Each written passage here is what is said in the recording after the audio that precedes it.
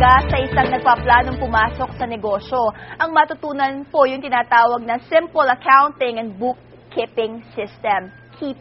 Kaya naman ngayong umaga makakasama natin si Mr. Alvin De Los Santos, CPA, Hi. SAP Business Unit Head, Clersis Philippines Incorporated. Good morning, sir, and welcome to Homepage. Good morning. Ayan. Eto, medyo, nakaka-nosebleed ba itong topic na to? Medyo mahirap to, no? Pero, I think ang isa sa mga nagiging pagkakamali ng mga negosyanteng pumapasok ay yung may pera sila, may pampuhunan, itinayo yung negosyo, umaandar ang negosyo, but they don't keep track of their finances. Hindi nila nalalaman kung magkano ang inilabas na pera at magkano pumasok na pera, magkano natira, kung meron man, hindi po ba? Ngayon, pag-aralan natin, gaano nga ba kahalaga itong pagkakaroon ng accounting system in any organization, regardless of size, malaki man yan, maliit na family business, mahalaga nga ba ang pagkakaroon ng accounting system? Yes, sobrang halaga ng pagkakaroon ng accounting system sa isang business. Kasi using yung system na yun, marirecord natin yung mga mahalagang transaction, like yung paglabas ng pera, pagkakaroon ng mga collection, pag-record natin ng mga utang, at iba pa mga transaction. Okay. Ano ho ang kadalasang nangyayari? Based on experience, I believe you are with a consulting firm, ano? Yes.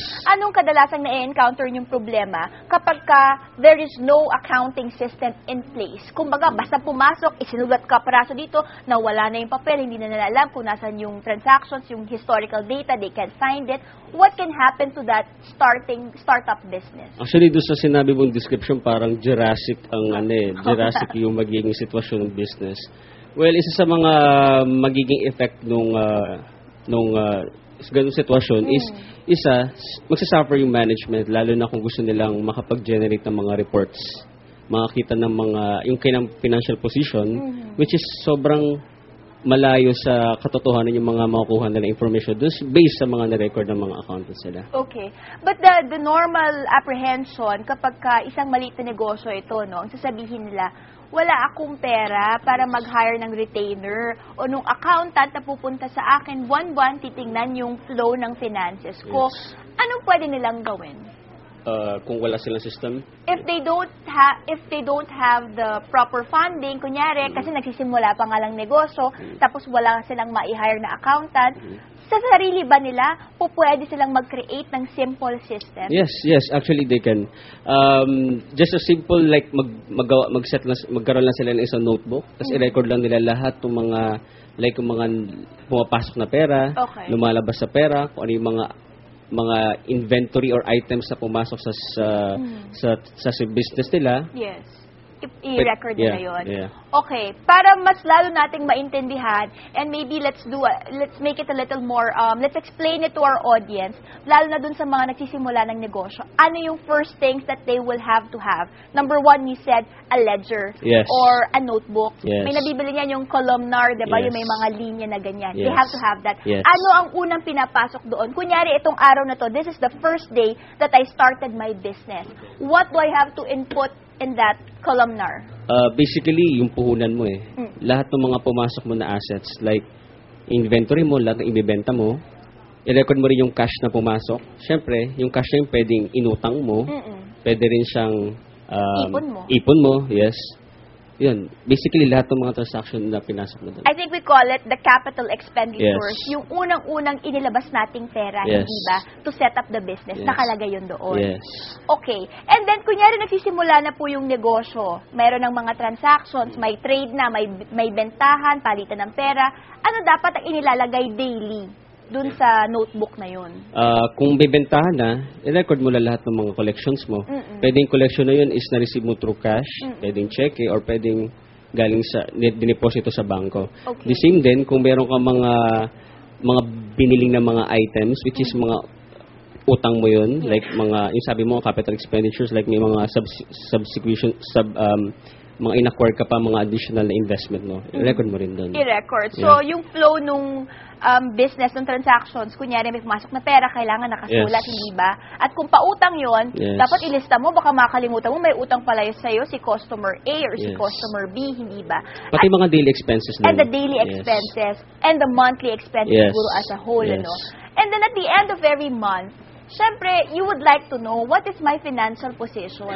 Ano na ba ang narating ko pagkatapos ng isang buwan, simula na nagsimula ako sa negosyong ito? Anong mga tools ang kailangan namin to be able to find out where have we gone so far? Actually, dalawa lang naman kasi reports na kailangan natin dalawa yung pinaka-main reports para makita natin yung financial performance sa posisyon ng isang company. So we have there yung balance sheet natin para makita natin kung gaano karami na yung assets natin, liabilities natin, at the same day yung ating profit and loss natin. So using that report, yung profit and loss, may kita natin kung talagang kumikita yung isang company. Okay. Let's just define each, para for those with no accounting background, ipaliwanag natin assets, liabilities, and owner's equity. When we say, and the basic equation. Well, the assets, like you said a while ago, pwede yung capital expenditures natin. Lahat ng pera na pumasok natin, pwede yung mga receivables natin, din siya. Yung gamit. Yes, yung prepaid expenses, fixed assets, din siya. Yung mga assets, meaning kung bumili ka ng computer, meron kang lupa, meron kang kotse, nakapasok yun doon, di ba? And then the liabilities. So, liabilities, basically, yun yung mga utang yun eh. Pwedeng short-term or long-term natin ng mga payables. Loans, ganyan. Okay. And then next, we have owner's equity. Okay. So, actually, yung net computation ng assets minus liabilities natin. So, ito yung mismong puhunan ng may-ari. Puhunan ng may-ari. Alright. Kung kunyari po, sabi nyo, mahalaga yung balance sheet because to see kung ano-ano mga pag-aari mo, ano mga utang mo, and how much your worth is as a business, hindi ba? You said income statement. Ano po ang pinakamadaling paraan na maituturo nyo sa amin? Paano kaming pwedeng gumawa ng isang simpleng income statement?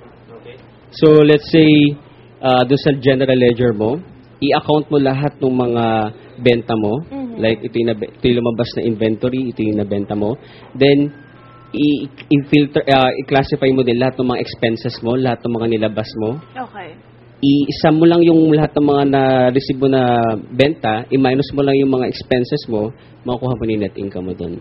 Ayun. So, everything that came in minus everything that went out, nung lumabas na pera, equals yon, hindi ba?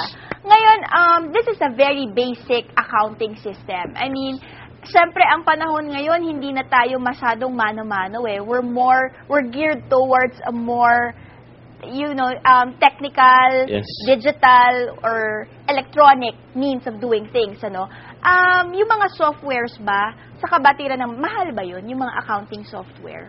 Well, it depends dun sa size dun sa functionalities ng isang software.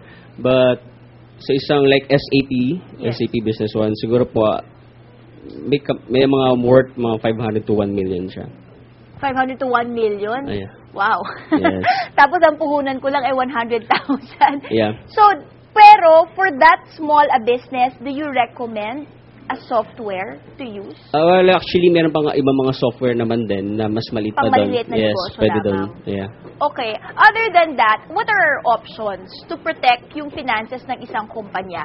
Kung hindi namin afford na magkaroon ng isang accounting software, ano-ano mga options ang meron para sa amin? So, aside from dun sa manual natin na pag-record ng mga transactions, you can also use yung ating Microsoft Excel. So, you can use that. So, pwede ka mag-create ng mga worksheet doon, like mga formulas, then you can also generate reports automatically. Kasi mas mas accurate siguro yung computation kung naka-Excel. I-encode mo lang, it will self-compute, hindi ba? The computer will self-compute. Alright. And then lastly, maybe our reminders to our viewers, kapag nagbabalak silang pumasok na nga sa ganitong pagnenegosyo, at para mapangalagaan, yung syempre puhunang inilabas nila. Ang problema kasi minsan tiwala, di ba?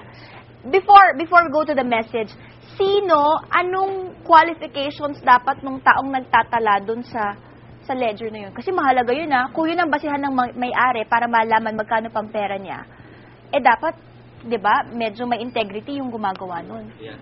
Kasi hindi pwede ma-sacrifice yung information din na i-generate doon.